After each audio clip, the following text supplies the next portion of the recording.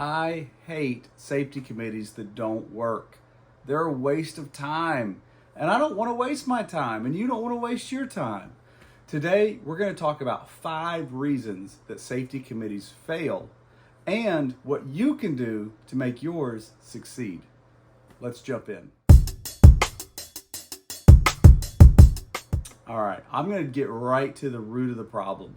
The number one reason safety committees fail is we have the wrong people on the team.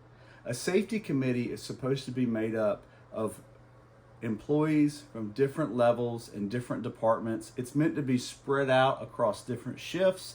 And so you want to make sure you get a good sample of your team, of your company in the safety committee. I'll never forget one of the first times I started a safety committee. I was a consultant.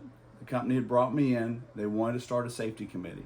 So we started right out of the gate. We started with a safety committee, and I went around and I asked the supervisors, I said, we're going to have a safety committee at 2 o'clock on Wednesday afternoon. Send me some of your people from each department. And so the first meeting came, it went okay. The next time we had a meeting, half of the people that they'd sent me were no longer with the company. They had either been fired or they had quit. And what I discovered was the managers, when I said I needed people for the safety committee during a production shift, they thought, I don't want to give them my best people because I need those people. I'll give them the people that I'm having trouble with. And so that's what I got. I ended up having all the people that were on the fence about actually staying with the company. And that's why they weren't there the next month. They were the perfectly wrong people to have on the committee. If you're going to have a safety committee, you need to have people that have good attendance. That's one of the first things you want to have. You also want to have people that are valuable, that are eager to learn, and that want to help. If you're forcing them to come to safety committee meetings, they shouldn't be on the committee. The second reason safety committees fail is because you pick the wrong time to meet. So like I just said, oftentimes you're going to have multiple shifts. So if we got a safety committee and we got a first shift and a second shift, you don't want to have the meeting time be in the morning of the first shift, because then you're never going to have the people from second shift come on. So you want to have it to where it's overlapping the shift as much as possible. So pick a time that works for everybody. Obviously, different companies have different busy times throughout the day. You want to pick a time that's going to fit everyone's schedule the best. Nothing's going to be perfect, but you can at least try to hit the most right times as possible for each employee. The third reason safety committees fail is poor communication on behalf of the committee leader, right? As a leader, as a safety manager, if you're the one that's in charge, if you're the chair, if you're the one leading the committee, you have to communicate when you are going to meet, how consistently you're going to meet, and what's required of the people that are on the safety committee. So communication, scheduling, having a board, having a bulletin board, having a picture by the time clock, something to remind people. I've even gone so far as to get everyone's number, cell phone number, and text people an hour before the meeting or a couple hours before the meeting so they know, oh yeah, today's Tuesday. It's the second Tuesday of the month. We need to have the safety committee meeting. So communication, failing to communicate causes a fail of people to show up. The fourth reason that they fail is a lack of vision. Don't start a safety committee if you don't know the purpose of the safety committee, right? Sometimes it sounds good. Hey, we're going to have a safety committee. Everyone's going to buy into it, and that's great. But you have to have a vision for what it's going to be. Is a safety committee going to be full of people that are going to take the CPR first aid training for the company? Is the safety committee going to be challenged with doing safety inspections of their area?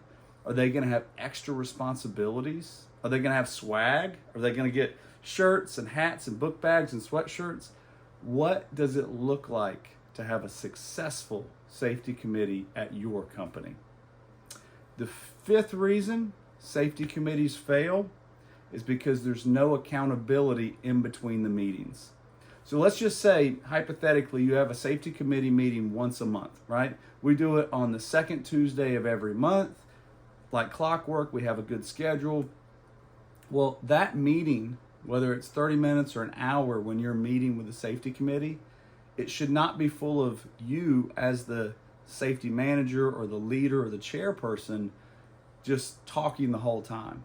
It needs to be spread out among the committee. It's a team effort. In fact, I hate the term safety committee. I'd much rather call it a team, because like a football team or a basketball team, you want everybody participating. You want everybody to bring their best.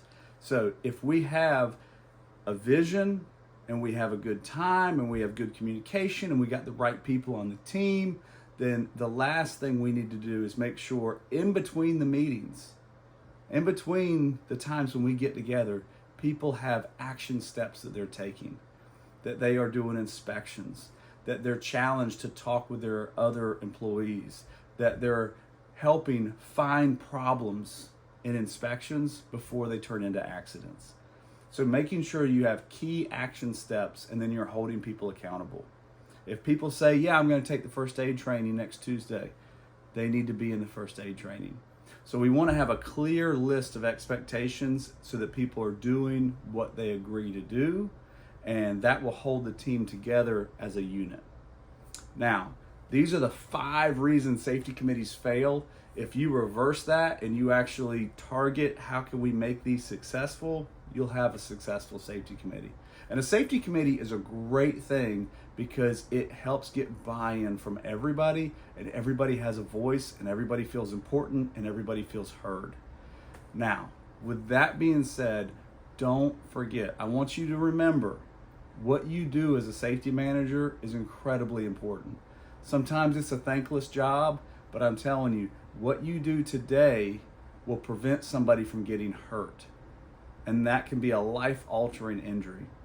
So don't forget, your job's important, your job matters, because what you're doing is keeping people safe, and no one should get hurt at work.